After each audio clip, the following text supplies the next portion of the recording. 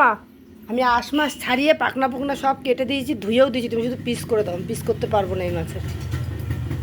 ধরো, আমি কিন্তু আঁশ ঠাস সব সুন্দর করে ছাড়িয়ে ধুয়ে পাকলে দিয়েছি, তুমি তোমার মতন মন মতন করে পিস করবা, ঠিক আছে?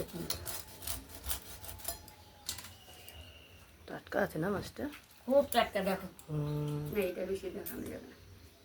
টাটকা আছে, একদম ধুয়ে দিয়েছি, আর একটু অল্প ধুলে হয়ে যাবে। আঁশ ঠাস সব ছাড়িয়ে দিয়েছি। ঠিক আছে, তোমার ইচ্ছে মতন পিস করো, একদম তোমার মন মতন করে। আমি পারবো না দেখে তুমি। ভাইয়া মাছটা ভালো গো মা, মাছটা কি গন্ধ বেরিয়েছে।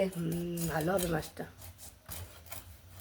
মাছটা না ভাপা করবো মা, না কি ঠিক বলো? আছে, দেখো খুব হচ্ছে। সুন্দর মাছের পিসগুলো হচ্ছে, দেখো। মাছটা কিন্তু খুব ভালো এনেছে। এই সময় ইলিশ মাছ ভালো হয় নাকি মা? হ্যাঁ, হ্যাঁ, এখনই বর্ষার তো সময় তো হবে। ভালো হয়, তাই না? হ্যাঁ, ভালো মাছটা গো, সত্যি ভালো। এই দেখো, দেখেছো অনেকগুলো কিন্তু পিস হয়েছে। মাছটা বড় বেশ না? ভালো হয়েছে, যাক। এই যে দেখো, কি না জানি। আমি হচ্ছে কি অত ভালো মাছের পিসটা করতে পারতাম না, তাই মা যখন কাছে রয়েছে মাকে দিয়ে করিয়ে নিলাম। এবার এটা এটা টুকরো শুক্তোর করতে জন্য হবে। কাটবো। হ্যাঁ, শুক্তোর জন্য টুকরো করে দাও।